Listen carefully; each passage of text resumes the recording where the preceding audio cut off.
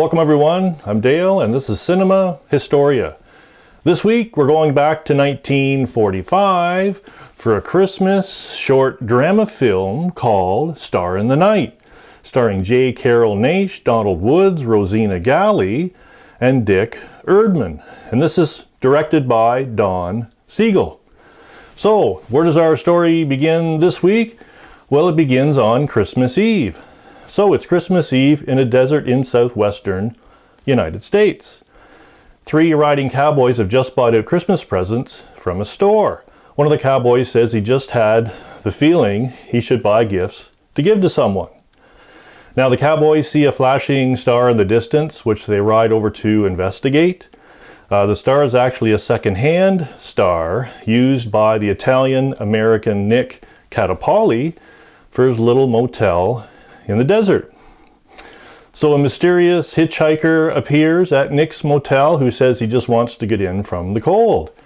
And Nick and the hitchhiker have a discussion about Christmas.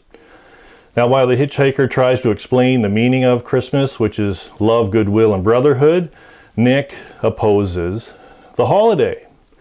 And Nick shows the hitchhiker his motel customers as examples.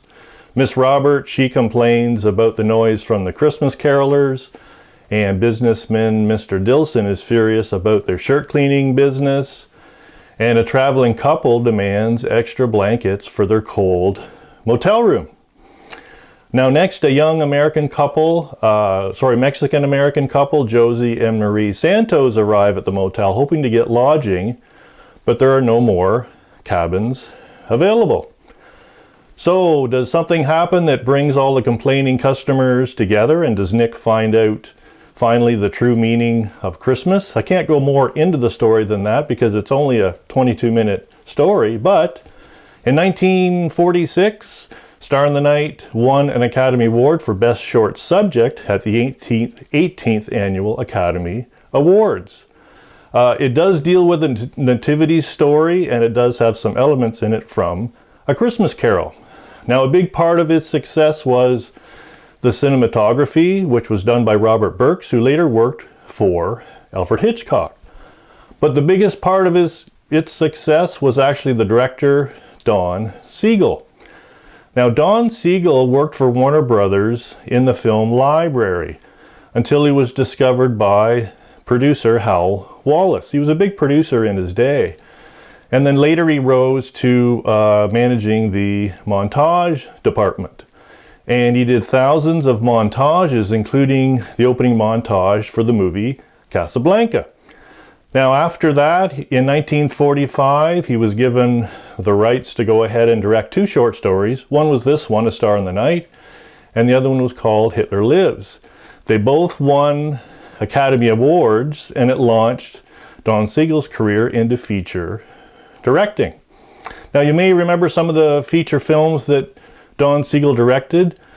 He did Invasion of the Body Snatchers in 1956. He also directed 5 movies for Clint Eastwood, including Dirty Harry in 1971 and Escape from Alcatraz in 1979. He also directed John Wayne's final film, a Western called The Shootist, in 1976. So, a little more history and a trivia question coming up next.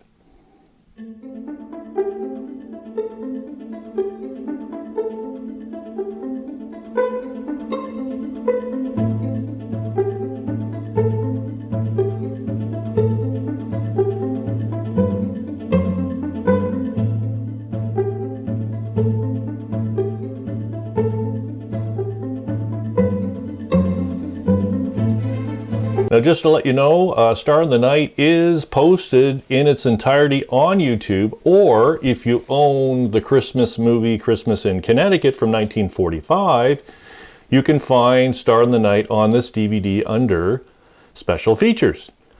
Now since our story hovers around a star, I thought it might be interesting to talk about the history of Christmas lights. Now I took some photographs locally of Christmas light displays, including Victoria Park in Cobourg, Ontario, Canada, right off Lake Ontario. So The Christmas tree was adapted in upper-class homes in 18th century Germany, where it was occasionally decorated with candles. Now, candles for the tree were glued with melted wax to a tree branch or attached by pins. Around 1890, candle holders were first used for Christmas candles. Between 1902 and 1914, small lanterns and glass balls to hold the candles started to be used. Now, the first known electrically illuminated Christmas tree was the creation of Edward H. Johnson, an associate of inventor Thomas Edison. He had Christmas tree light bulbs especially made for him. He proudly displayed the Christmas tree, which was hand-wired with 80 red, white, and blue electric light bulbs the size of walnuts. And this was on December 22nd, 1882 at his home on Fifth Avenue in New York City. Now, local newspapers ignored the story. They thought it was a publicity stunt. But however, it was published by a Detroit newspaper reporter, and Johnson had become widely regarded as the father of electric Christmas tree lights. By 1900, businesses started stringing up Christmas lights behind their windows. Christmas lights were too expensive for the average person. As such, electric Christmas lights did not become the majority replacement for candles until the 1930s.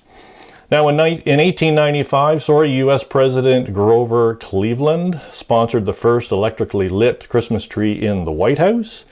The first commercially produced Christmas tree lamps were manufactured in strings of multiples of 8 sockets by General Electric Company in Harrison, New Jersey. Now, from that point on, electrically illuminated Christmas trees grew with mounting enthusiasm in the U.S. and elsewhere, including San Diego in 1904. Wisconsin in 1909, and New York City in 1912 were the first recorded instances to use Christmas lights outside. Now, the Rockefeller Center Christmas tree had real electric lights starting in 1956. Philadelphia's Christmas Light Show and Disney's Christmas tree also began in 1956.